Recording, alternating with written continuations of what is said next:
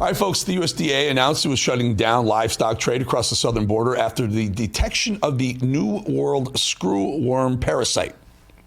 Dr. Peter McCullough joins us to discuss. Doctor, what is this new thing?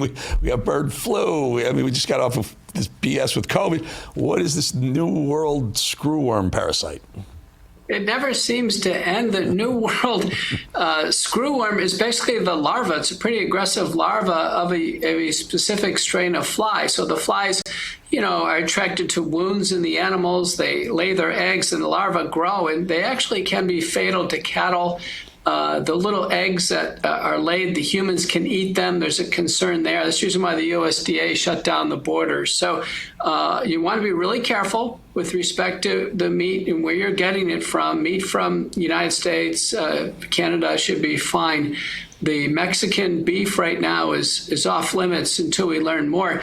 People have been interested. Wellness company, if someone was to ingest the eggs, they'd be killed by what's called a parasite cleanse. We have that available. Wellness company also has wellness farms where we have a clean source of beef from the East Coast. A lot of people are going to wellness farms. Doc, take it back. So if you ingest beef that's been slaughtered, but the larva from the screwworms is in it, you can get very sick, violent, ill. Is it fatal? Well, the concern would be just if you start to have this around the house. Let's say you have a steak or you have the meat out, and for some reason a larvae gets out. The USDA does not want this to happen. Now we could actually have the flies spawn here in the United States. Then if a fly lands, let's say, in a flesh wound of a human, now we've got trouble. So I always worry about diabetics, people with heart failure, lots of swelling of the lower legs.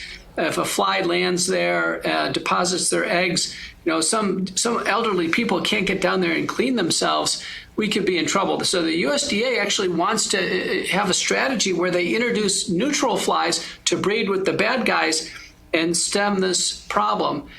So cook your meat well, for sure, and then just consider different sources. If you get your meat, let's say, from Canada, Kansas City, wellness farms, you're going to be fine. So tell us what wellness company can do. So you're concerned about it preventatively. What do we do? People are concerned, particularly, this can be, more than just beef. People eat sushi, other forms of more raw food. We worry about what's called parasites. The CDC has a classification called neglected parasites. And so the wellness company offers a parasite cleanse. You can get it. It's a combination of ivermectin and mebendazole. It's very effective. You can go through the intake on the website.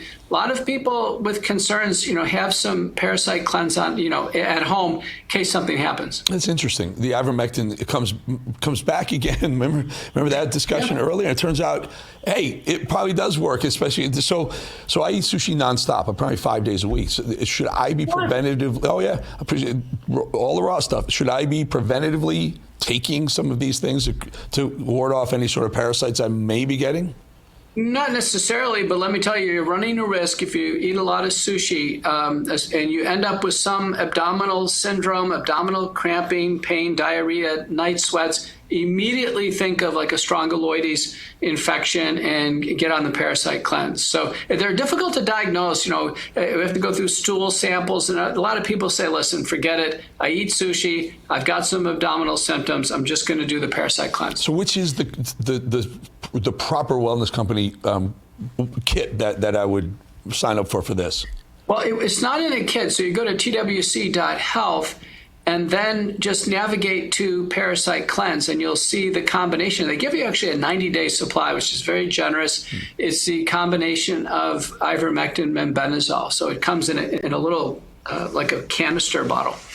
It's just so baffling to me because this whole discussion. Just refresh the folks about ivermectin when the left said, no, it doesn't work. Tell it just quickly, if you don't mind. Well, the FDA was sued over this for making false statements. Ivermectin turned out to be a very useful drug in the treatment of SARS-CoV-2. It's standard of care in treatment of scabies and parasites, and we're finding that it has many uses in medicine. Wow, that's fantastic. Wellness company, bringing it to life. Thank you so much. Dr. McCullough, really good to see you again, my friend. Always good to talk to you. Thank you.